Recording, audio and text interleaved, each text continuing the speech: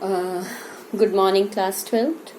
In our last class, we were going through a topic reforms and structures in the United Nations, जिसमें हम बात कर रहे थे यूनाइटेड नेशंस सिक्योरिटी काउंसिल की.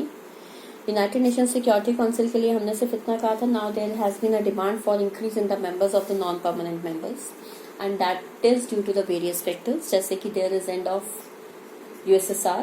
There is also the end of Cold War. The relations between the USA and USSR has been changed. China is emerging as a very strong country and becoming hegemon day by day. There are many countries of Asia and Africa with जहाँ पर उनकी economies जो हैं वो better हो गई हैं. Now the new members of the United Nations should be added on the basis because there are more member countries which have attained independence and more countries have become the members of General Assembly.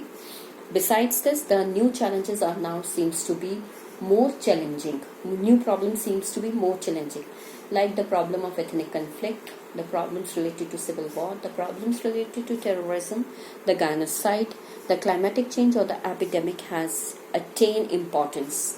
So if Security Council really wants to work for maintenance of the security and peace around the world, it should take care of the new problems, and new problems can be taken care only if new members will be added in the Security Council. This was the first aspect which was being raised in the United Nations regarding the reforms and processes. The another topic which was raised was related to United Nations budgetary processes. हमने यहाँ से अपना topic करना था और एक बार continuation में करना था.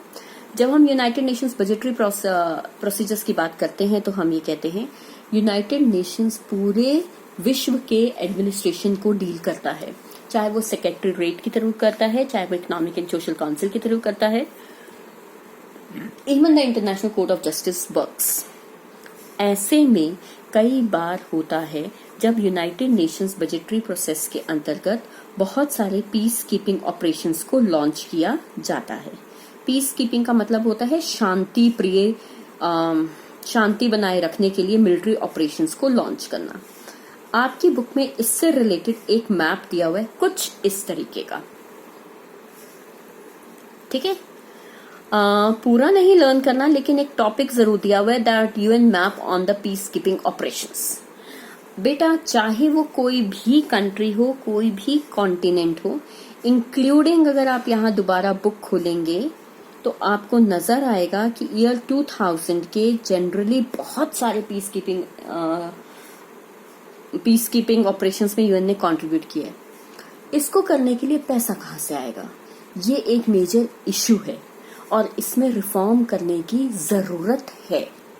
नंबर 2, ये माना जाता है कि इस समय एडमिनिस्ट्रेशन जब काम करता है तो वो सिर्फ सिक्योरिटी एंड पीस से रिलेटेड काम नहीं करता, it also work on the humanitarian grounds. Pandemic situation चल रही है इस समय वर्ल्ड की, कैसे ऊपर इसको लेकर आना है. सिर्फ हिंदुस्तान ही एक ऐसा देश नहीं है बेटा जहां गरीब है, पाकिस्तान में भी है, बांग्लादेश में भी है, इंडोनेशिया में भी है, जकार्ता में भी है, मिडिल ईस्ट में भी है, इजिप्ट में भी है, मिडिल अफ्रीका में भी है, लैटिन अमेरिकन की कंट्रीज में भी है. तो how they are going to keep up the pace और provide loans to the different governments of different countries to overcome it. अगर लोन प्रोवाइड कर रही है तो ये पैसा कहाँ से आ रहा है. तो बजटरी इश्यूज जो हैं वो यूनाइटेड नेशंस में रिफॉर्म्स लेने के लिए एक सेकेंड मेन एजेंडा रखा गया था और इसके लिए बहुत ध्यान से 1992 में एक रेजोल्यूशन सेटअप किया गया था, एक ऑब्जेक्टिव सेटअप किया था सिक्योरिटी काउंसिल और जनरल असेंबली ने मिलकर. ठीक है, द ईयर इज 1992. इसके अंदर कहा गया था कि हमारे को बेसिकली 3 तरीके की कंप्लेंट्स को फेस करना पड़ता है. यहाँ वर्ड बुक में भी आपका कंप्लेंट्स लिखा गया क्योंकि रेजोल्यूशन रिफ्लेक्टिव करता था. सबसे पहली कंप्लेंट ये थी कि जो सिक्योरिटी काउंसिल है वो अब रिप्रेजेंट नहीं करता है कंटेम्पररी पॉलिटिक्स को. रीजंस हम कर चुके हैं. ठीक है, ये हम डिस्कस हमने इससे डिटेल में किया. नंबर 2, जितने भी डिसीजंस लेता है यूनाइटेड नेशंस, इसका हम कोई भी रीजन मान लें, जनरली ये रिफ्लेक्ट करता है वेस्टर्न इंटरेस्ट्स को और वेस्टर्न वैल्यूज को. So basically, indirectly, United Nations is dominated by the Western powers or the few powers. तीसरा, जो भी इसका रिकॉर्ड चेक किया गया regarding the non permanent members, regarding the से और the voting rights in the security council, ये found किया गया that it lacks equitable representation. किसी भी हालात में इक्वल रिप्रेजेंटेशन नहीं दी गई है. ऐसी सिचुएशन में कोफी अनान जब सेक्रेटरी जनरल थे तो उन्होंने 1997 में he joined his office on 1 जनवरी 1997. 2006 तक यही रहे हैं. ठीक है. 1 जनवरी 1997 कोफी अनान जो थे उन्होंने कहा कि नए रिकंस्ट्रक्शन की जरूरत है और उन्होंने सुझाव दिया कि how can we reform United Nations. उन्होंने एक इंक्वायरी बुलाई थी जिसके हिसाब से कहा गया था कि ओके, एक इंक्वायरी तो यही ले लो कि how new members of security council will be chosen. हम उनको किस आधार पर चुनेंगे. आपकी बुक में ये डाटा पेज के ऊपर इस तरीके से दिया हुआ है. यहाँ पर मैंने ग्राफ बनाया हुआ है.